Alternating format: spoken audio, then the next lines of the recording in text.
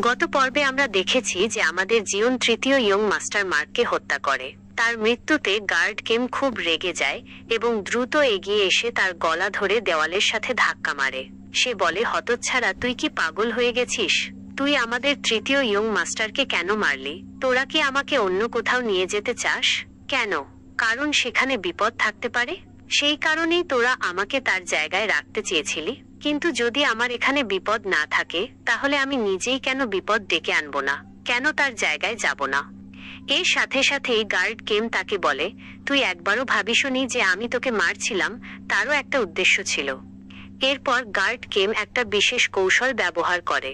সে তার হাত ধরে এবং গলা ধরে তুলে সেখানেই দুটো আছাড় মারে। মাটিতে ফেলে দেওয়ার পর তাকে উল্টো করে তার ঘাড়ে হাত রাখে এবং নিচে চেপে ধরে। একই সাথে নিজের ছুরি বের করে বলে, এবার তুই মরতে চলেছিস। তুই কি ভেবেছিলি যে আমি তোকে মারব না? তখন জিওন বলে, গার্ড কিম, সত্যি কি এটা দরকার? তোমার তৃতীয় ইয়ং মাস্টার তো মরে গেছে। তুমি তো আমার সাথেও কাজ করতে পারো। তোমার যা কাজ ছিল তা আমিও করতে পারি। তাহলে কেন আমরা দুজনে মিলে একটা কিছু ঠিক করি না? ওয়াইশেভি, আমি তোমার সেই বিষাক্ত বড়ি খেয়েছি, মানে আমি তোমার সব আদেশ পালন করতে পারবো। একজন তৃতীয় ইয়ং মাস্টার হওয়ার পর আমি তোমার নিখুঁত পুতুল হতে পারি। তুমি যা করতে বলবে আমি তাই করব। তোমার কাছে আর কোনো বিকল্প নেই, আর আমার কাছেও তোমার আদেশ পালন করা ছাড়া কোনো উপায় নেই। তোমার কাছে একটা খুব ভালো সুযোগ আছে। এই মুহূর্তে এই ম্যানরের ভিতরে তোমার ইয়ং মাস্টার একটা খুব ভালো কুকুর হতে পারে। তুমি একটু ভেবে দেখ, গার্ড কিম। গার্ড কিম তাকে বলে, তুই কি চাস যে আমি আমার ম্যানর মাস্টারদের ধোঁকা দিই? আমি আমার তৃতীয় ইয়ং মাস্টারকে ধোঁকা দিই? জানিস আমি কেন তৃতীয় ইয়ং মাস্টারের সাথে ছিলাম এবং কেন তার ডাবল গ্যাঙ্গারকে আনতে এসেছিলাম? মারি জিওন চুপ থাকে, কিন্তু সেখানে একটা শয়তানি হাসি হাসে। তখন গার্ড কিম বলে, আমার মনে হয় তুই এভাবে মানবি না। তোকে এখানে মরতে হবে। এই বলেই সে তার তলোয়ার তোলে এবং মাটিতে গেঁথে দেয়। দেখে মনে হয় যেন সে জিওনকে মেরে ফেলেছে, কিন্তু আসলে সে তাকে মারবে না, কারণ তাকে দরকার। ঠিক তখনই মারি জিওন বলে, আমি জানতাম যে তুমি আমাকে মারবে না। এই বলেই সে উঠে দাঁড়ায় এবং তাকে বলে, তাহলে আজ থেকে তুমি আমাদের পরিবারের মুখ, পরিবারের গেউংওন, মানে তৃতীয় ইয়ং মাস্টার গেউংওন। কারো জানা উচিত না যে তুমি একজন খুনি ছিলে। তোমাকে এখানে মৃত্যুদণ্ড দেওয়া হয়েছিল এবং আমি তোমাকে জেল থেকে তুলে এনেছি। তেরা জিওন উঠে দাঁড়িয়ে শয়তানি হাসি হেসে বলে, হ্যাঁ, কেন নয়। আর সে এখানে দ্বিতীয় সুযোগ পায়। তাকে সেখানে নেওয়ার পর মুখ সোর্ড ম্যানরে আসে এবং সেখানে আসার পর তাকে তৃতীয় ইয়ং মাস্টারের পোশাক দেয় এবং বলে, আপাতত তোমাকে এই ঘরের ভেতরেই থাকতে হবে, যতক্ষণ না আমি বলি তুমি এই ঘর থেকে বের হবে না। এমনকি আমাদের মক পরিবারের অন্য কোনো সদস্যের সাথেও তুমি এখানে দেখা করবে না। আমি চাই না তুমি অন্য কোনো লোকের সাথে দেখা করো। আপাতত তোমাকে এই ঘরের ভেতরেই থাকতে হবে। যদি তুমি একটা পুতুল হও তবে পুতুলের মতোই থাকো। ঠিক যেমন আমি তোমাকে আদেশ করি তেমনই আমার আদেশ মেনে চলো। তোমার জীবন একে হ্যাঁ হ্যাঁ ঠিক আছে বলছে। আমি এখানেই রাখবো। গার্ড কিম তাকে বলে, আমি তোমাকে আবারও সতর্ক করছি, যদি কোনো বাইরের গার্ড তোমাকে এখানে দেখে ফেলে অথবা কেউ তোমাকে ধরে ফেলে, তবে আমি তোমাকে অ্যান্টিডোট দেব না, আর তুমি এখানেই এই বিষেই মারা যাবে। সাথে সাথেই গার্ড কিম এগিয়ে আসে। প্রতি 24 ঘন্টা পর পর তোমার এই ট্যাবলেটের প্রয়োজন হবে, কারণ তোমার শরীরের ভেতরে যে বিষ আছে সেটাকে নিষ্ক্রিয় করার জন্য এই ট্যাবলেটের প্রয়োজন। সেই কারণেই প্রতি 24 ঘন্টা পর আমি তোমাকে ট্যাবলেট দিতে আসব। কিন্তু সাথে সাথেই গার্ড কিম তাকে ট্যাবলেট দিয়ে চলে যায়। যখন জুন ব্যালকনিতে বসেছিল সে ট্যাবলেট খাচ্ছিল আর সাথে সাথেই বলছে, আমি তো অনেক বেশি ভাগ্যবান। আমি মরতে বসেছিলাম কিন্তু আমি বেঁচে গেছি। ওই কাল্টিভেটর দুবার আমার শরীরে তলোয়ার ঢুকিয়েছিল, কিন্তু তারপরও আমি বেঁচে গেছি। এখন যখন আমি এখানে দ্বিতীয় জীবন পেয়েছি, তবে কি আমি এখানে মার্শাল আর্টস শিখব? আমার এখানে মার্শাল আর্টস শেখা উচিত, কারণ আমার প্রতিশোধও তো নিতে হবে। তারপর সাথে সাথেই সে সাইটের দিকে তাকায়, বলে যে এই মুহূর্তে আমি এমন একটি পরিবারে আছি যাকে সোর্ড ফ্যামিলি বলে। মুখ দ্য সোর্ড ফ্যামিলি, যে একটি মার্শাল আর্টসের পরিবার। যদি আমি এখান থেকে মার্শাল আর্টস শিখতে পারি তবে আমি প্রতিশোধ নিতে পারবো। আর এরই সাথে সে বলে, ওই কাল্টিভেটর যে আমাকেও মারার চেষ্টা করেছিল সেই বদমাশকে আমি খুঁজে বের করব। সে মাটির গভীরে যেখানেই লুকিয়ে থাকুক না কেন, আমি সেখানে গিয়ে তাকে বের করব এবং ঠিক তেমনই মারব যেমন সে আমার গ্র্যান্ডপাকে মেরেছিল। আমি তার শরীরকেও দুটুকরো করে ফেলবো। তো এরই সাথে নেক্সট সিন পরের দিনে দেখানো হয়। যেখানে মারা জিউন টেবিলে বসে খাচ্ছিল আর সাথে সাথেই ভাবছিল যে আমি এখানে বেঁচে গেছি, আমি দ্বিতীয় সুযোগ পেয়েছি এবং আমি মার্শাল আর্টসও শিখতে পারি। কিন্তু আমি কি করব যে আমি আমার ঘর থেকে বের হতেই পারছি না।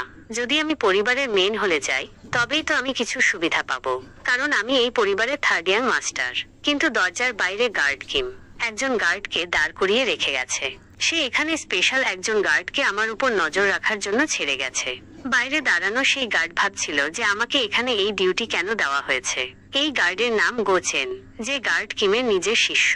যেখানে গোচেন তার পাশের সিন দেখায় যেখানে গার্ড কিম তার কাছে আসে যে এই সব কিছু হয়ে গেছে এবং এসে তাকে জানায়। তো সে তাকে বলে, কি সত্যি এই সব কিছু হয়েছে?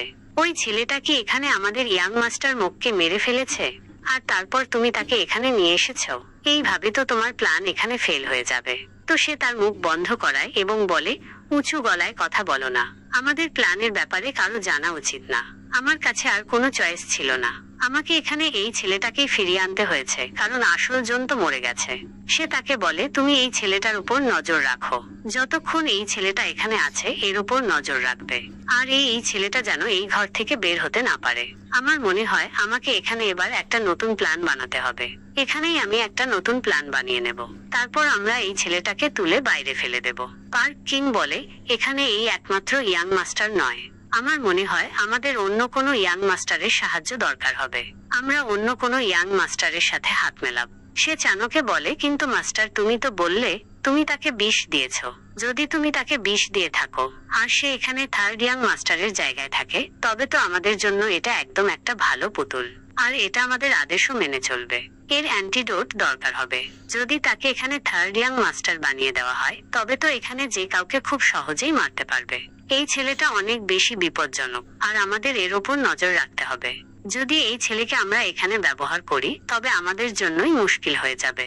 সেই কারণে আমি যত তাড়াতাড়ি সম্ভব গিয়ে অন্য কোনো ইয়াং মাস্টারের সাথে হাত মেলানোর চেষ্টা করি, আর তোমাকে এই ছেলেটার উপর নজর রাখতে হবে। আর এরই সাথে গোচেন দরজার সামনে এসে দাঁড়ায় এবং বলে, জানি না মাস্টার এখানে এই ছেলেটাকে এত ভয় কেন পাচ্ছে। এই ছেলেটা এত বিপজ্জনক আর ডেঞ্জারাস কি করে হতে পারে, যেখানে এই ছেলেটা এখনো পর্যন্ত মার্শাল আর্টসও শেখেনি। আর না, এই ছেলের কাছে এখানে এত পাওয়ার আছে যে সে আমাদের বিরুদ্ধে যেতে পারে, কারণ এর শরীরের ভেতরে আমাদের দেওয়া বিষ আছে। আর এরই সাথে ভেতরের সিন দেখায় যেখানে মারা জিউন সেখানে বসে বসে নিজের মস্তিষ্ক খাটাচ্ছিল আর বলছে, আমার মাথায় আসছে না যে এখানে গার্ড কিম আমাকে এই ঘরের ভেতরে তালা বন্ধ করে কেন রেখেছে। সে আমাকে তার প্ল্যানও বলেনি যে আসলে তারা এখানে থার্ড ইয়াং মাস্টারের ডাবলগেঙ্গার কেন চেয়েছিল। তো এরই সাথে কিছুক্ষণ সেখানে চিন্তা করার পর সে বলে, আমার মনে হয় এখানে কিছু লোক নিশ্চয়ই কিছু না কিছু ষড়যন্ত্র পাকাচ্ছে। গার্ড কিমের এখানে এই থার্ড ইয়াং মাস্টারের জায়গার জন্য তাদের একজন লোক দরকার ছিল। আমার মনে হয় তারা এখানে ওই লোকটাকে মরিয়ে দেবে আর তারপর আসল লোকটাকে এখানে ইয়াং মাস্টার বানিয়ে দেওয়া হবে। হতে পারে। ছেলেটি বের হওয়ার সাথে সাথেই গোচান জিজ্ঞাসা করলো, ছেলে তুমি কোথায় যাচ্ছ? জিওং উত্তর দিল, আমার একটু ফ্রেশ হাওয়া দরকার, এই কারণেই আমি বাইরে এসেছি। আর সাথে সাথে তোমার কাছে একটা প্রশ্নও করতে চাই, তুমি কি আমার সাথে আসতে পারো? আমরা দুজন বাইরে হেঁটে গিয়ে কথা বলবো। ঠিক সেই সময় গোচান তাকে ধমক দিয়ে বলল, বাজে কথা বন্ধ করো, তাড়াতাড়ি ভিতরে যাও, কারণ যদি তুমি ভিতরে ফিরে না যাও তাহলে আমি তোমাকে খুব মারবো। তখন জিওং শান্তভাবে বলল, তোমার নাম গোচান তাই না? তোমার নাম গোচানি? এটা আমাদের দুজনের গোপন থাকবে, কেউ এই ব্যাপারে জানতে পারবে না। আমিও গার্ড কিমকে এই ব্যাপারে বলবো না। কিন্তু গোচান রাগে তার কলার ধরে তাকে পিছনের দেওয়ালে ঠেলে দেয় এবং চিৎকার করে বলে, তোমার বাজে কথা বন্ধ করো। তুমি কি ভুলে যাচ্ছ তোমাকে কোথা থেকে তুলে আনা হয়েছে? তাই চুপচাপ ভিতরে যাও। ঠিক তখনই মারুন জীবন তার হাত গোচানের কাঁধের উপর রাখে এবং সাথে সাথেই তার হাত মোচড়ায়, ঠিক একই টেকনিক ব্যবহার করে যে টেকনিক মাস্টার কিম তার উপর ব্যবহার করেছিল। সে গোচানকে মাটিতে ফেলে দেয়। মাটিতে ফেলার সাথে সাথেই সে তার কোমরের উপর উঠে বসে এবং তার কোমরের প্রেসার পয়েন্টে চাপ দেওয়া শুরু করে, কিন্তু সে ঠিকভাবে প্রেসার পয়েন্টে চাপ দিতে পারে না। দূরে দাঁড়িয়ে থাকা গার্ড তখন বেশ অবাক হয় এবং মনে মনে বলে, এই ছেলেটা এখানে কি করছে? এই ছেলেটা কি আমার প্রেসার পয়েন্টে চাপ দেওয়ার চেষ্টা করছে? যখন জিওং গোচানের উপরে বসে তার কোমরে চাপ দিচ্ছিল তখন সে ভাবছিল, এটা কি? এই মুভটা কিভাবে কাজ করছে? আমার মনে হয়েছিল আমি ঠিক গার্ড কিমের মতোই সবকিছু করেছি, যেমন সে আমার প্রেসার পয়েন্টগুলোতে আঘাত করেছিল। আমি ঠিক সেখানেই আঘাত করছি, কিন্তু মনে হচ্ছে আমি ভুল জায়গায় আঘাত করেছি। আর সাথে সাথেই সে আবার সেখানে প্রেসার পয়েন্টে চাপ দেওয়া শুরু করে। সে বারবার সেখানে তার আঙুল ঢোকাচ্ছিল এবং গোচানকে বলছিল, আমি কি ঠিকভাবে করছি, কিন্তু এটা কাজ করছে না কেন। তখন গোচান বুঝতে পারে যে তার পাল্লা পড়েছে একজন সাইকোর সাথে। সে মনে মনে ভাবছিল, এই ছেলেটা এখানে কি করছে। এই ছেলেটা শুধু একবার গার্ড কিমকে এই টেকনিকটি ব্যবহার করতে দেখেছে এবং সে এখানে দুটো মার্শাল আর্টের টেকনিক কপি করে নিয়েছে। মাস্টার আমাকে একদম ঠিকই বলেছিল যে এই ছেলেটা খুব বিপজ্জনক। তো এখানেই আমাদের এপিসোড 03 শেষ। আর পরের এপিসোডে আমরা দেখব বেচারা গোচানের সাথে কি হতে চলেছে। কারণ